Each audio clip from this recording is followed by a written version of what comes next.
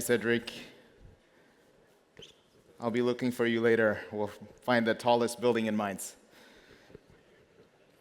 Up next, we have a keynote speaker whose passion and dedication are transforming the open source landscape, especially in Africa. Ruth Ikega is an open source program manager, a highly accomplished speaker, a GitHub star, and many other things, who's been recognized for her exceptional contributions to fostering inclusivity in the open source community. Her work is truly opening doors for countless individuals, driving home the message that inclusion and representation are key to building stronger, more resilient communities.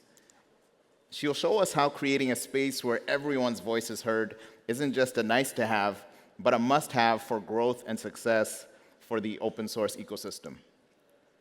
With that, please welcome Ruth Ikega.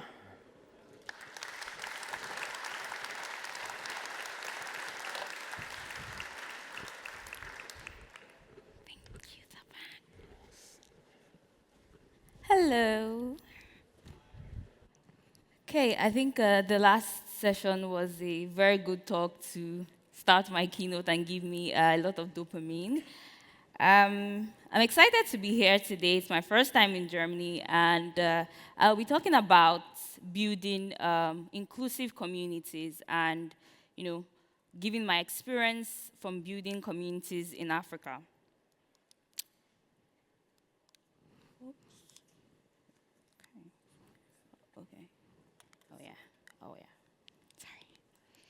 Okay, so my name is Ruth Ikega. I'm based in Lagos, Nigeria, and I do a lot of things in open source. I have been in open source for the past 4 years. In short, I transitioned from a microbiology degree during the pandemic year, and I'm one of the members of the Oscar team, Open Source Community Africa. You might have heard of Open Source Community Africa from some sessions yesterday. And I also, I'm one of the GitHub stars that were recognized in Africa, and particularly one of the first female GitHub stars. And I do a couple of contributions as well in the Chaos project, and I sit at the board and co-chair the board. And also, I'm a program manager for GitHub All-in Open Source initiative. I do a lot of work around fostering inclusivity for global communities, and I think I want to start this session with talking about inclusivity and what does an inclusive community mean. Maybe it's, finally seeing that feature request that, you have sent for ages in the release notes, or maybe getting your merge request or your pull request accepted in that repository. And the maintainer finally sees, okay, yes, I should accept this request after a long code review. Maybe it's finally getting language support in an open source project so you don't have to go back and forth with trying to communicate what you're doing and how you're contributing. Or maybe it's finally getting paid for the hours that you put into an open source project, and maybe we can now relieve that maintainer in Nebraska and, find a lot of support for that maintainer, and we don't have to share that whole picture, the meme picture all around. But on a deeper level, when you think about inclusivity, and when I think about inclusivity, this is what it means to me. Good documentation, and includes translated documentation that I can join a project and I can look at the documentation. I know how to start up that project. I know how to reach out. I know who to reach out to.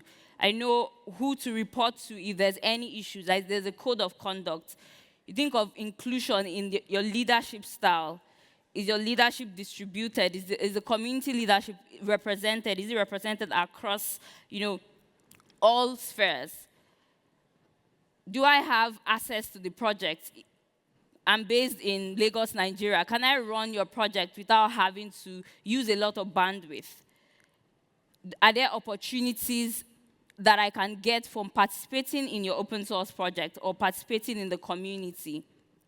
Who can use the project? Are there limitations to how I can use the project, and not just you with privileges?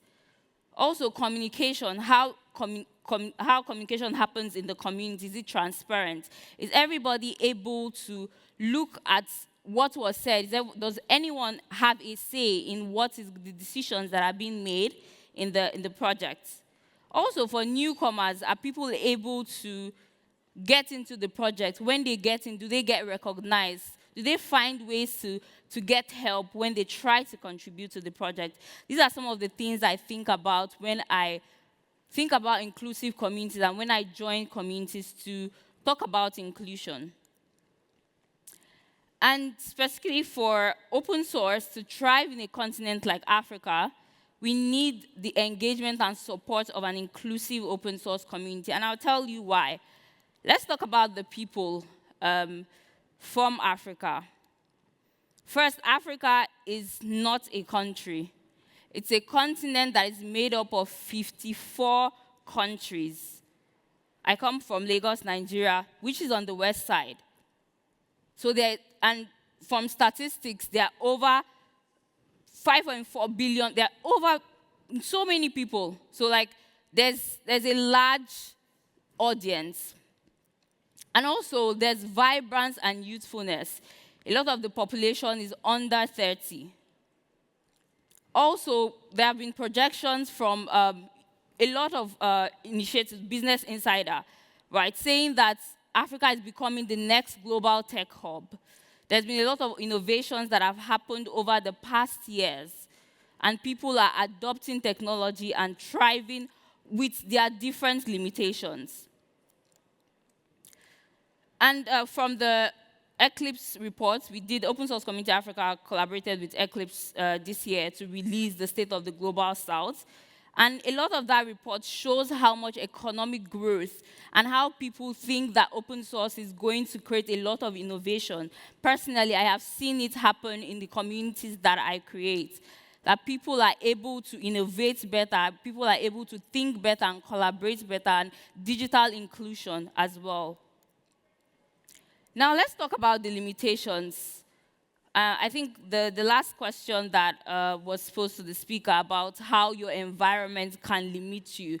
And I do agree when he says that even with those limitations that your environment places to you, you still become very resilient and very passionate, and it shows a lot in the work that I do. Little things as infrastructural issues. Imagine not having power the whole day. These are the little basic infrastructural issues that people from this part of the world have to face. Sometimes it's particular to some countries in Africa, though, so that's debatable as well.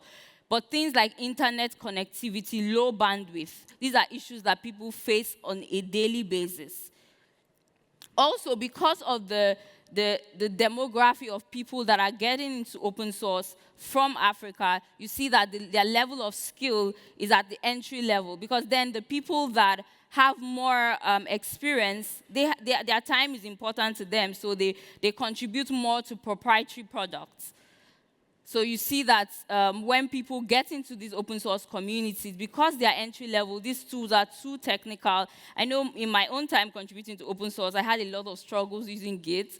I had to ask for a lot of help, keep deleting the project over and over again to just make a pull request. And I did, navigate through that challenge. But then I struggled because I literally started contributing to open source, around the third month of transitioning back to tech.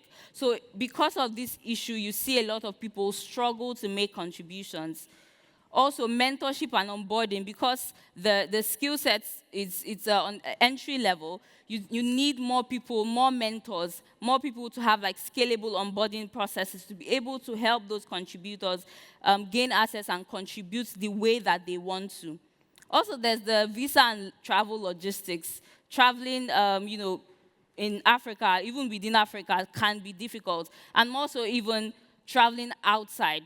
I've had a fair share of that. I think it was just this year I finally started getting some, yes from like the embassies, but like I've had to go through 9 different visa rejections to be able to get to this point, and it's not supposed to be so, right? You see a lot of people struggle with travel logistics, trying to get, even sometimes when they get the visa, trying to get to the conference is really hard, because most times the people that are trying to contribute to open source and innovate are people that do not have a full-time job. They're just contributing based off of interest and trying to change their career situation.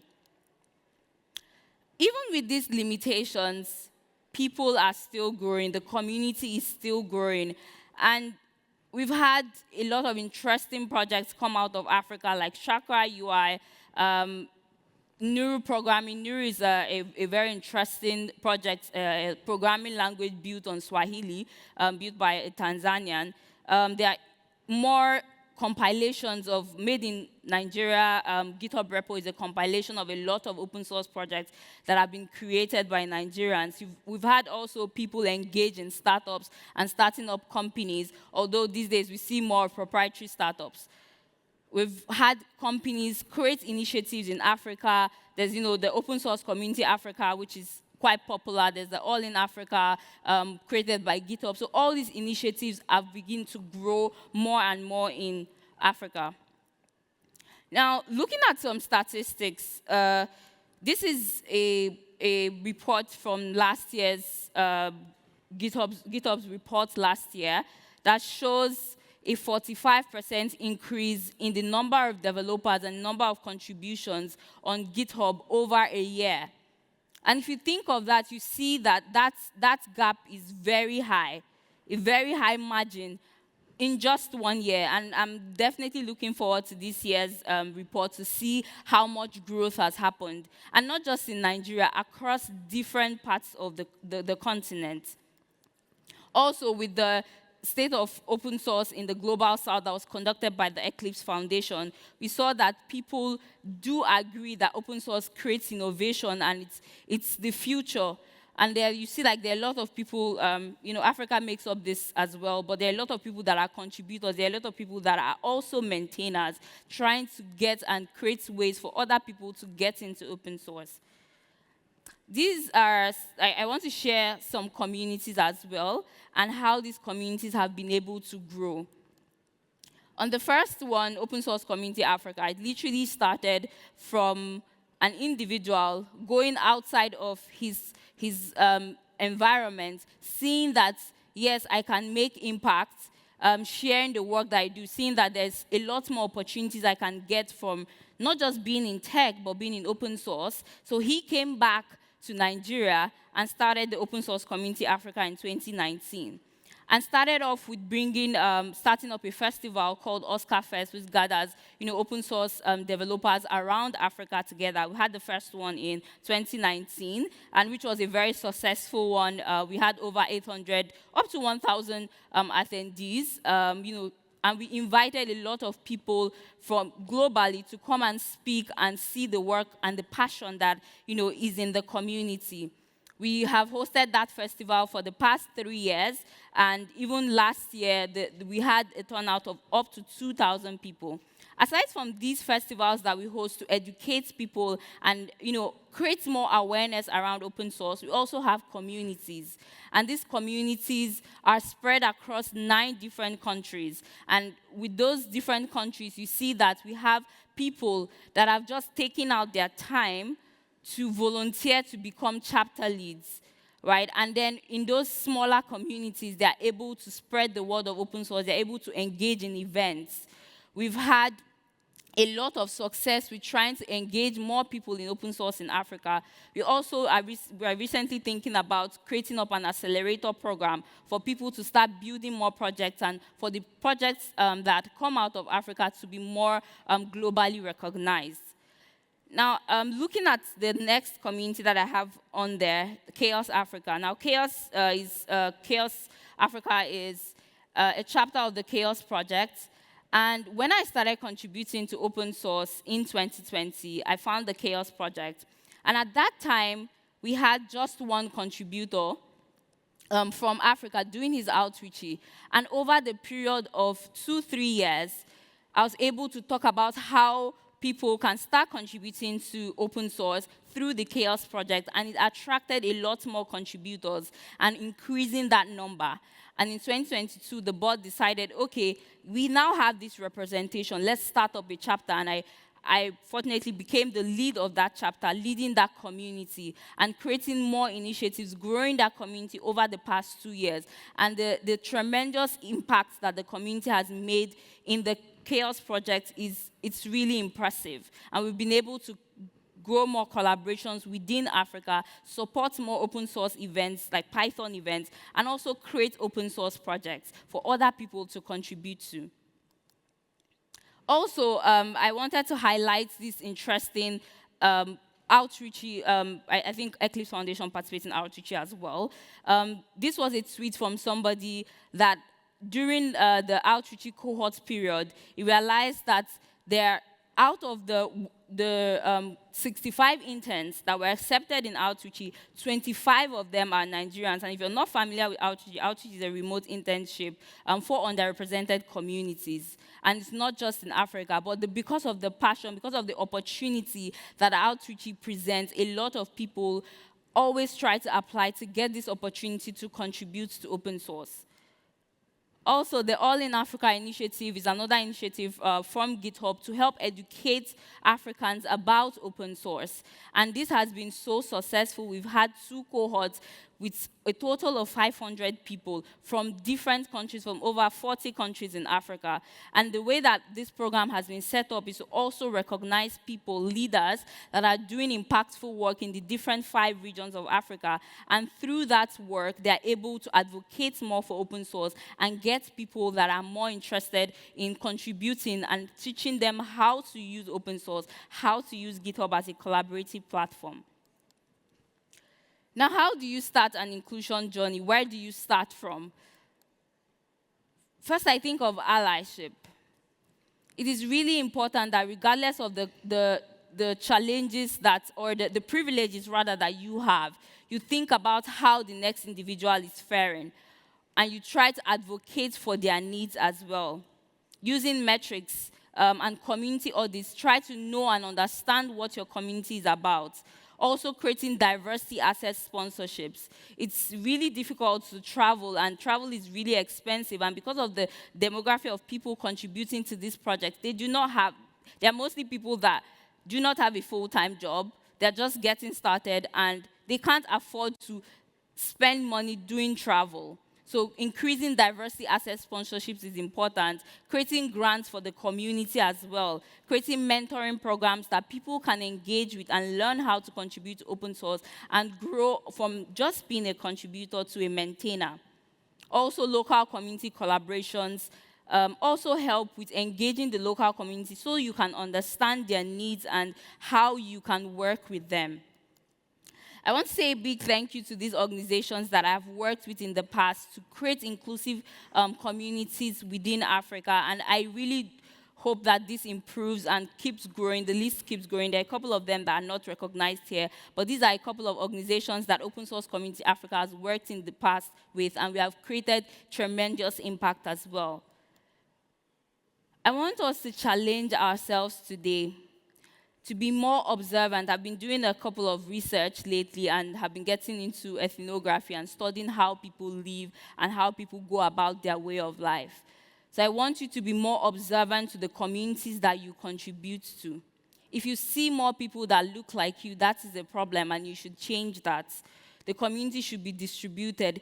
Recognizing those people that even joined the community, it can be as little as recognizing that somebody new joined that meeting and recognizing and asking them where they are joining from. Be more observant to the issues that are outside of you.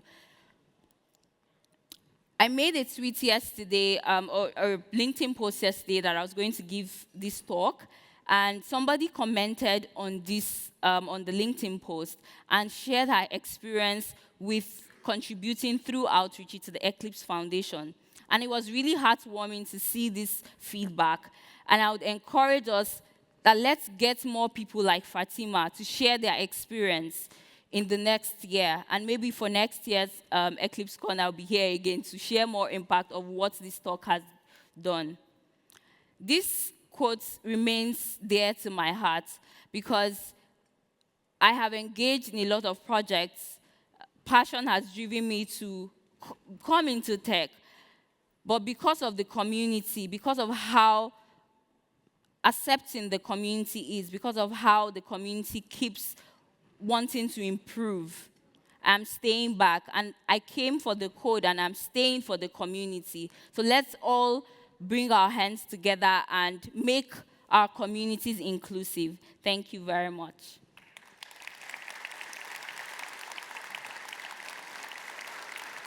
Thank you. Thank you, Ruth. Thank you very much. That's very inspiring. Thank We don't have time for questions, but you will be here with us Yeah, through sure. all the day. So I'm here all yeah. the conference. Thank you so much.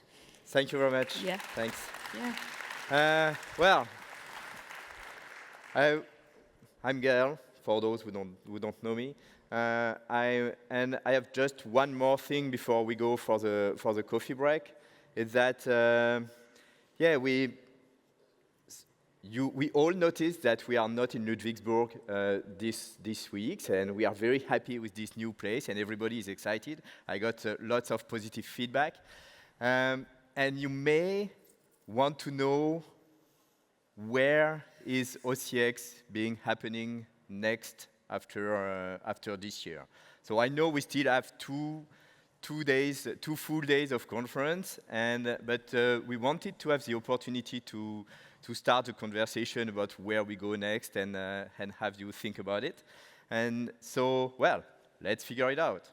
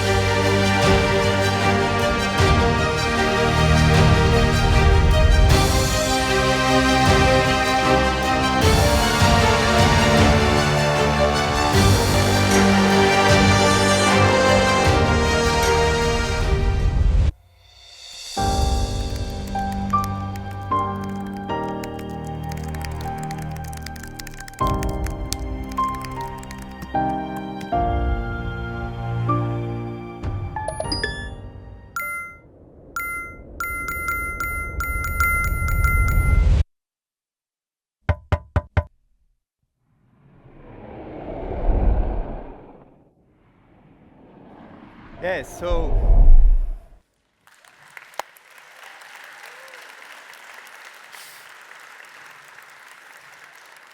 yeah, some of you have likely recognized Brussels. So, well, you all know that we moved to Oh my God, what's that? Oh, hey, wow.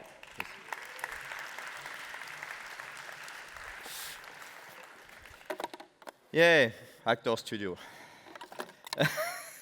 So, that's an egg. And why an egg? So, in fact, the story with the egg is that, yes, we know we go to Brussels, and we go to a building called the Egg, which is, it doesn't look like an egg. I'm sorry, but it's a normal building, but it's an incubator, and it's both a conference place and an incubator. So that's really this place with a lot of innovation, a lot of transparency, a lot of sharing, a lot of community building. And that's where we will all go in spring 2026. So that's the two news this morning, that we will be in Brussels, and we will not do it in next autumn, but we move it to spring, because historically, the older community members here know that we used to have EclipseCon in spring, and we thought it would be very nice to go back to this. And, well, Belgium, chocolate. We thought about fries, but it's too early in the day, and chocolates are, you can have chocolates, keep them longer. So one thing two things. We hope to see you with us in Brussels at OCX 2026. And to give you, to tease it, you can all take a small chocolate when you get out of this room and taste what you will be able to enjoy when we meet again. Thank you very much. Have a good day.